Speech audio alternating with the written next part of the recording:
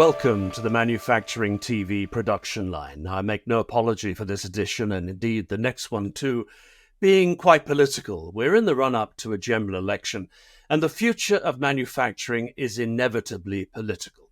So we're going to examine why it is that manufacturing could very well be on the threshold of a renaissance. As always, we're also going to bring you some variety. In this edition, we meet two incredibly adventurous folk whose ambition is to create a new type of careers fair that will galvanize the way young people are attracted to careers in engineering and manufacturing. But first, Will Hutton is an author and journalist and also co-chair of the Purposeful Company think tank that promotes the idea of businesses being about making profits from creating value for everyone, not just shareholders.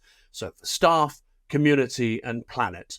Now, for decades, Will has promoted the idea that a successful economy, a successful society, can only be based on harmony between individual self-interest and that of the community, the I and the we, as he puts it.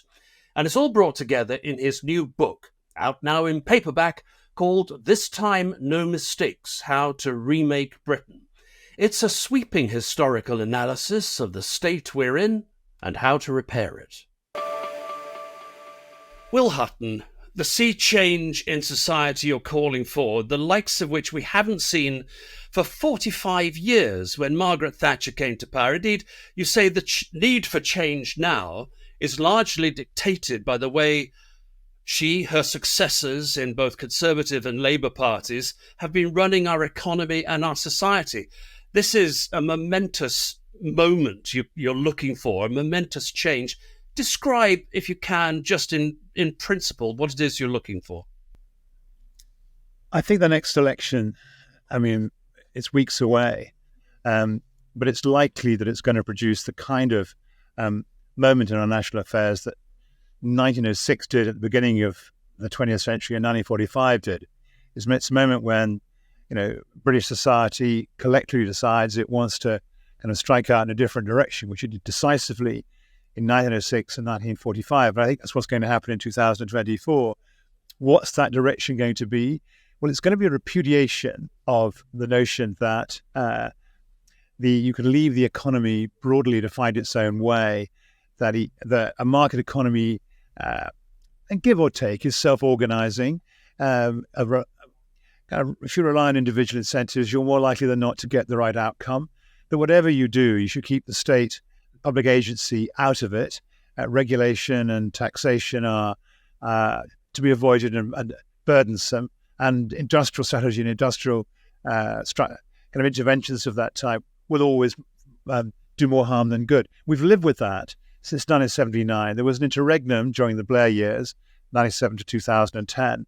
But I believe it's produced four catastrophes: the deindustrialisation of the 1980s, the excessive financialisation that started with Big Bang in 1986 and culminated with the financial crash of 2007, austerity in 2010, which lasted throughout the second decade of the 21st century, Brexit, and then lastly the Truss budget, which was that was the ideology behind it. And I think British society wants no more of it. Economically, I think we're looking for kind of economic functions that are value generating rather than value extracting, that add value, and that too much of kind of our economic activity is value extracting, in particular in financial services, but not only that, business services and much else, which is good news, I think, for manufacturing seen as a big conceptual idea. I think that we also recognize that a strong economy rests on a strong society and vice versa. And then actually this notion that all you've got to do is let the wealth generators kind of off the hook and off the leash, and they will wealth will trickle down on which we can spend on public services is just been falsified by everyday experience. Well, it's a massive inflection point anyway, but of course so much depends, number one, on an incoming Labour government. I think we're pretty confident, given all that has been going, to say that it will be an incoming Labour government. It depends on them picking up the challenge That's not just articulated by yourself. I mean, a lot of what you're saying, it feels like there is an appetite in the country for, but do you have confidence that the Labour government will have the cojones, if you like, to take forward? The cojones. Yes, I think he will have the balls. Let's call a spade a spade. I say that with some qualification. I think that the Labour Party has come back from the dead. You have to remember that kind of in 2019, it very nearly split. In December of that year, it lost by the biggest kind of, it had the fewer votes and fewer MPs since 1935. It was a drubbing. And actually it's been brought back from the dead, and actually its leadership is necessarily very cautious. I like Keir Starmer's 5 missions. I think they're a good way of organising a reform programme. He's only got very tentative first steps in all 5 of them, which I think is a little bit, is disappointing. I'm not sure that he's really understood, he and the economic team, how important investment is as a precursor for getting productivity up, which kind of is the kind of precondition for everything else. But there's lots of good auguries. And actually, there's some very, very good people in the Parliamentary Labour Party who are likely to be elected. And and I think another encouraging thing, Peter, is actually organisations like your own. When I argued, as I've argued, as you know, for over 3 decades now, that finance is too proud in Britain and industry is too humble, that we need to bias our economy to value creation and not value extraction. We need longer time horizons. We need more engagement by owners and bankers with British business. When I said that 30 years ago, I was laughed out of court. Now, many insurance companies, many banks, many people, not many, but a surprising significant minority of people in private equity and in venture capital kind of sing from this hymn sheet. And then there's pressure groups and lobby groups and organizations like yours making the case. And there's manufacturers speaking out about the importance. It feels different. It feels like there's a lot of people who want to put their kind of collective shoulder to the wheel at the moment. And, public-private partnership doesn't seem so stupid. Industrial strategy seems a smart idea. It seems right to kind of repurpose our financial system to get behind our young industries, which is vital. Venture capital is still a cottage industry. It needs to be kind of a much more substantive kind of industry, basically. We need our pension funds to get behind our companies. But this is not just me singing this tune now. I mean, there's a wide body of people. And in that sense, it is like 1945 or 1906, where actually a society has collectively come together from many disparate points of view, many different vantage points to say there must be change. And I also want to do my bit. There's also that sense of everybody wanting to kind of pitch in, that want to be useful, want to kind of make a difference. Yeah, but I was going to suggest to you that we're living in a society which knows nothing other than the Thatcher dispensation. That this is all they've lived with. They don't know anything different. But we do know that young people, the very young people coming through schools, universities, entering the workforce, do have a yearning almost for a more collegial, more collaborative, more society-based life for them and their future families. So perhaps the tide is turning the way you see it. And also, I would add that I completely agree with you. There are significant numbers of manufacturers who are genuinely they're changing their governance systems. They're increasing employee ownership and representation. They're talking to trades unions. There are still huge gaps, but as I say, I do feel manufacturers will not. They won't reject anything along these lines if it means that the productivity everybody's craving can be facilitated. Well, look, I mean, the startup world and the scale-up world is a kind of, I think, a very kind of interesting place in this respect. I mean, I haven't come across, um, maybe self-selection, of course, but I haven't come across, and I've over the last 5-10 years, I must have spoken to over 50 people, maybe more actually, involved in startups and scale-ups, and none of them would regard themselves as Tory or Conservative.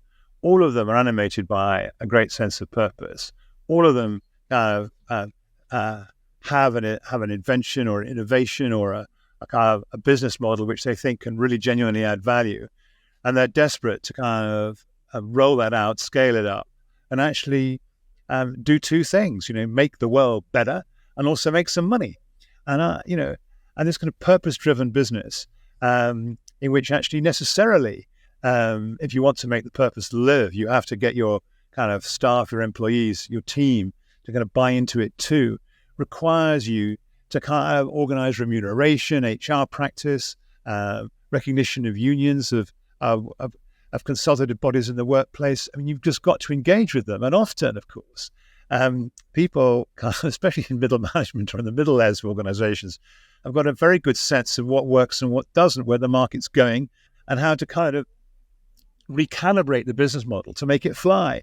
So, 21st century business is much more about openness, much more about open innovation, much more about kind of recognizing the importance of stakeholders and kind of keeping them happy in a concerted effort to drive the organization forward around a common purpose. And, whether I co-chair the personal company, and, I'm constantly taken aback by the number of kind of companies who want to kind of engage with us and discuss kind of the role of purpose. You and your organization, I mean, you just mentioned it in your question. I mean, some fantastic companies that are really, really motoring.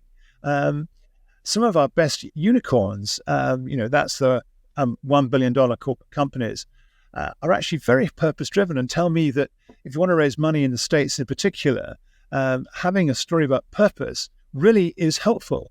So that's one of the reasons for hopefulness. I think that if we can kind of get this message over, get over the strategic importance of manufacturing, high-tech manufacturing as a source of value generation, support it with a kind of repurposed financial system that actually gets behind British companies at the venture capital stage, at the growth equity stage, in successive rounds of growth equity, without requiring people to sell kind of their entire ownership rights away in order to get the money, get some banks to support them so they can finance themselves without having to give away their control. I mean, we can start repopulating the FTSE 100 with some really fantastic British companies. But you make a point there about the FTSE 100. The fact of the matter is that the financial services system, and of course the stock market is actually suffering a great deal at the moment, and we're losing some of our crown jewel companies. I mean, some of the mid-range companies like Meggitt, FOBEM, you mentioned, very well-known companies in the manufacturing sector who've just gone. There's only one high-tech company in the FTSE 100 that was was there in 2000, and as many as 50 have actually been. I mean, they've just exited the country. Actually, they may be here in a titular way, but actually, many of them have been taken over by American, Japanese, German multinationals or private equity groups. I mean, it is close to criminal, I think, what's happened. And I use that word advisable. I mean, advisedly. I mean, I'm astonished at it. But again, the London Stock Exchange has got a kind of 15-strong kind of group. Some of the captains of the great insurance companies and banks are on it to kind of see how one can kind of redesign the financial system to get behind our own hinterland more. Julia Hoggett, the chief executive, is repeating things I said 30 years ago. A financial system that neglects its own backyard and doesn't have a strong kind of domestic hinterland ultimately can't flourish internationally. And the city is, I've heard people in the city say things that were inconceivable when I wrote The State We're in the mid-1990s. And that gives me a source. I mean, look, I don't want to come over here as a kind of, doe-eyed kind of lamb, because I'm keenly aware of all the sharks in the water, and I'm keenly aware of all the things that could go wrong. But I am trying to kind of argue that there is an inflection moment. This is an inflection moment. I talk about the triple arrowhead. A massive increase in public investment, financed in the first instance by public borrowing, focusing on net zero, focusing on leveling up, focusing on R&D with a focus on areas where we're good. And then the third element of it is actually spreading the message that actually purposeful business, stakeholder-oriented, is more likely to succeed than not. Put those three things together in your arrowhead, in your triple arrowhead, and you have, the overarching kind of framework for an industrial strategy. Is it feasible? Yes. Could Labour do it? Yes. Will they do it? I think more likely than not, but voices like yours are phenomenally important. Kind of every single voice kind of saying this kind of starts to kind of cumulatively kind of become an irresistible wave, and people have to respond to it. Well, thank you. Yeah, and that is very much why we do what we do. You mentioned levelling up a few minutes ago, and I wanted to ask you about that because manufacturing back in the Industrial Revolution days, I mean, yes, of course, it was critical to towns and cities, but not always in a beneficial way. Yes, it gave people jobs, but often it promoted inequality. A new kind of levelling up where manufacturing is encouraged and brought back to towns where it disappeared in the 70s and 80s has that potential, does it not? Yeah, to actually change society. If you're talking about a successful levelling up strategy of yes to transport, yes to education, but actually the industry you want to back is not finance and business services. It's actually I would argue value generating manufacturing. Okay, final point, Will, and this is a personal bugbear of mine, is that when politicians talk about investment, civil servants talk about investment, they tend to talk about it in a very transactional way. In other words, well, if we spend 100 million on this, will we get that back? They completely leave dynamism out of the equation. It all seems very transactional. And I know that dynamism is something that you really call for in the book. The fact that we can actually turn the flywheel of our economy, to turn it faster, and as it spins, it will generate more of its own volition. It doesn't always have to be paid for out of the public purse, but the public purse is needed to speed up the flywheel. Is that roughly what the book is trying to say? Investment begets investment. I mean, I think that, one act of investment makes the next act of investment pay back more, actually. The heart of Keynesian economics is multiplier effects. And what you described essentially is, the Keynesian multiplier. And yeah, I mean, I read the general theory, writing a book called The Revolution That Never Was in the early 1980s, 40 years ago. In chapter 12 in particular, on the iniquities of the British financial system, which was pretty much the same in the 1980s or the 1930s, and not much different today. And Keynes making the case for kind of putting kind of value creation before finance, and arguing the multiplier effect. And I'm afraid, well, I'm not afraid actually, I'm proud to be on the field of play making the same case today. Well, Will Hutton, it's been absolute pleasure to talk to you and very enlightening. Thank you very much indeed. And a few weeks' time and a few years' time, maybe we'll come back and see just where the play went and how it developed. But thank you very much indeed for your time and for being on the production line. Well, thank you for inviting me. And just before I sign off, the fabulous book, this time, No Mistakes, How to Remake Britain, is out in paperback. Later from the middle of June onwards. So none of your viewers have any excuse not to buy it anymore. We will make that point loud and clear on the website and everywhere else. Will Hutton, thank you very much for being with us. Okay, cheers. Thank you. Bye for now. Bye. Goodbye. Cautious optimism from Will Hutton. and a rallying cry that says, after 45 years, during which everyone thought the UK could and maybe should thrive as a service economy, it's time for manufacturing to reclaim its pole position as the creator of national economic value. My next two guests would heartily endorse that. Angela Lawlor and Leigh Howarth, both passionate supporters of promoting manufacturing and engineering careers for young people, have joined forces to create a new business that they intend to become a national phenomenon. It's called the Festival of British Engineering and Manufacturing, or as we like to call it, FOBEM. Angela, Leigh, great to see you. Welcome to the production line. We're going to be talking about FOBEM. Angela, tell us what FOBEM is.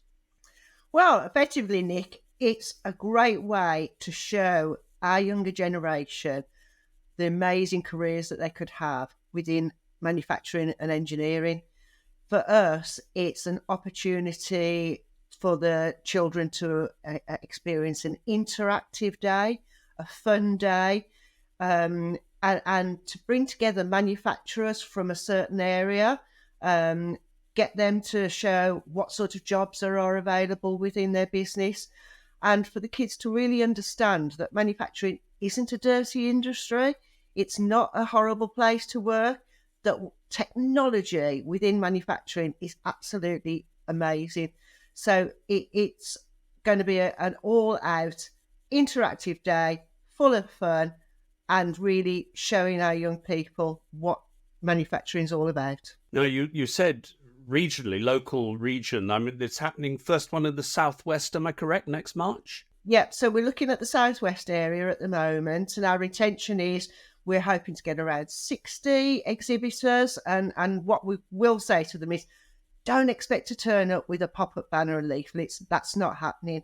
This has really got to be touchy-feely, hands-on, interactive. We also want to bus in the schools, because we know that the transportation is a real big blocker for a lot of the schools. So for us, if we can provide the buses as well, they can't say no to us. Well, it sounds incredibly ambitious. Leigh, you've done this. You've run 2 FOBEMs in the company you work for in Bridgewater. It was your idea from the get-go. Tell us how it went. What were the strengths and what were the vulnerabilities of the idea? Well, I'm pleased to say it went incredibly well. I invited approximately 400 students to attend. As Angela said, young people cannot be what they cannot see. So rather than just a pop-up banner with a picture and some leaflets saying, "Hi, I'm Leigh and we do precision engineering," I held this event so young people could attend and see it in the real world, in the real life. So when we open our CNC machinery and say, look at this widget, isn't it fantastic? Instead of that, I can say, take this widget outside to the young people in the motorsport team and ask them why this component is so crucial in helping them to win races. And rather than crusty old people like myself explaining the benefits and wonders of UK manufacturing and how awesome technology is, for them to engage with apprentices and young people just out of their time, sort of in their 20s, as opposed to somebody like me in their 50s, they really start to get an engagement. And by showing the whole process, so it wasn't just about what we did, it was about the metrology, it was about the CAD-CAM, it was about the software, it was about the design and the creativity to begin with, and then turning that concept into a physical design. And then from there, how we manufacture it, how we measure it, how we pack it, and how it's perceived to the customer. So for young people to see a flying car was there. We had jetpacks, jet-powered surfboards, motorsport vehicles, and more. And we had lots of our suppliers get on board. So they had mini stands inside. And it was really fantastic to see competitive companies forget about their own product for that day and talk about their journey and explain how they started off as an apprentice or a graduate and where they are now. So it was a real mixed bag and fantastic. That's that. I know it was impressive. I've seen some of the video, and we've obviously been playing some of the video just now over what you've been saying.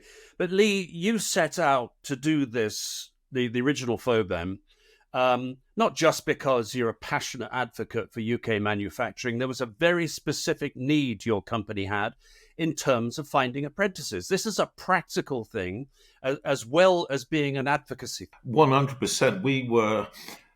Our services were in demand and we were looking to grow. And unfortunately, we could not recruit skilled guys because there was a 100% lack. We advertised continuously for 3 months and didn't get one applicant. And effectively, what we decided to do was, although we recognized we could not fix the short-term problem, we could go a long way to fixing the long-term problem. And as a direct result of attracting schools, colleges, parents and teachers to see how awesome engineering and manufacturing is and how rewarding it can be as a career. And as Angela said, it's not dark, dirty sparks and spanners anymore. The following year, we were inundated with applicants requesting work experience. We were then, we welcome because it's a week-long interview. So those individuals requested to come to us as a direct result of attending our FOBEM festival at the factory, learning about engineering and manufacturing, and even to the extent where we had to start turning people away. But because of the collaboration, we said, well, you can go and speak to this company. They're also seeking apprentices. They're seeking work experience.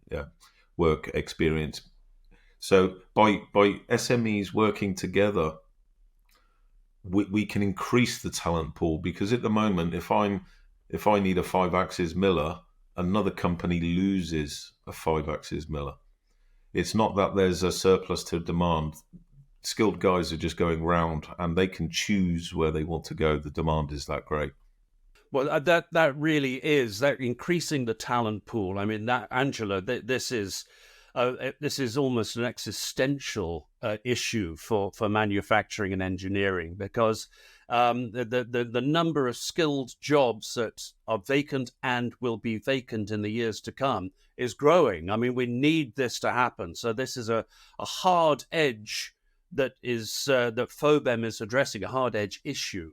And manufacturers themselves must rally to the cause, and you are actually going to be able to help them. As Leigh just said, you're going to enable them to help themselves fill some of these gaps. Oh, absolutely, Nick. And it's something that we've been talking about for years and years, and there's an awful lot of talking and not so much action. And this is why we really wanted to try and address some of these issues, because our younger generation, they've been brought up with technology. They are switched onto it, and manufacturing of the future, it's moving all the time.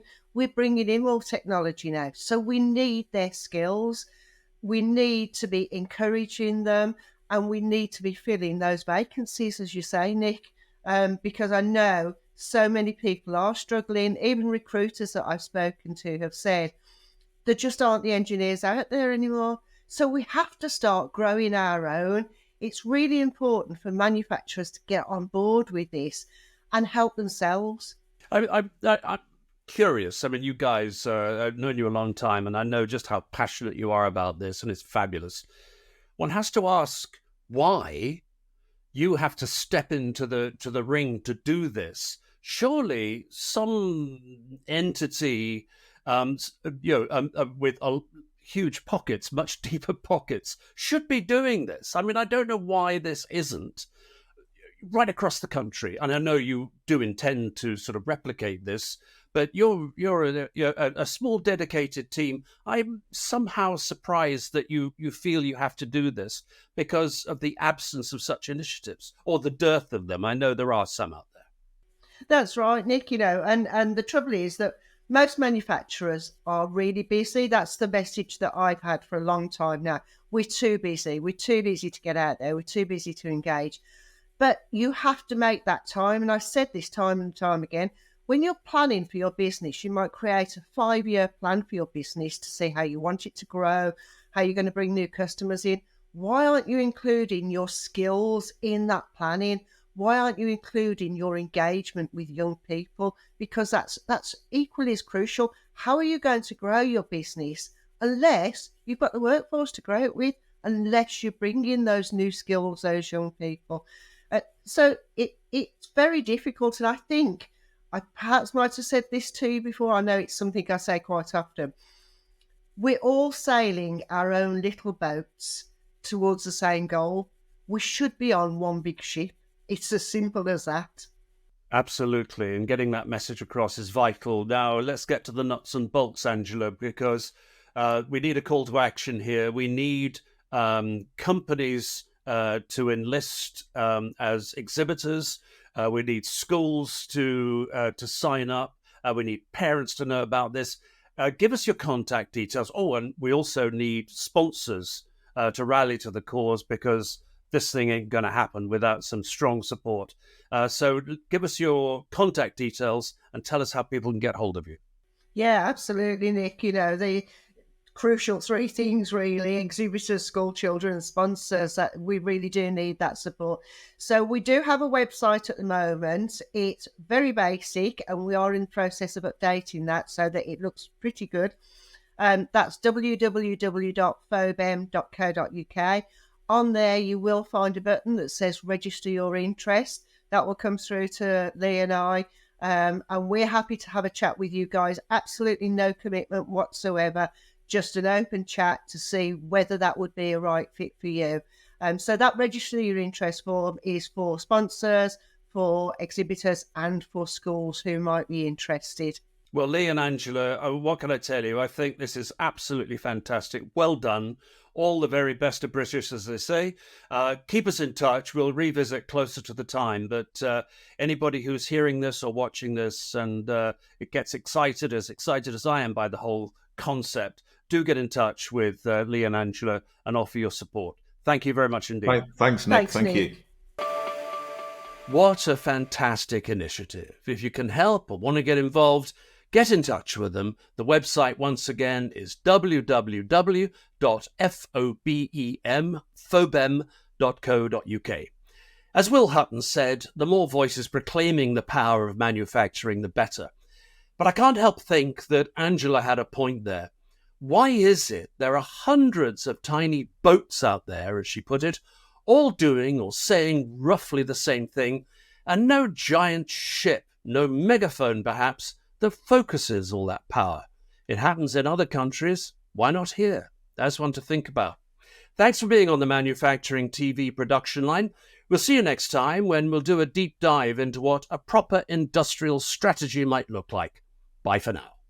The production line is produced by Manufacturing TV.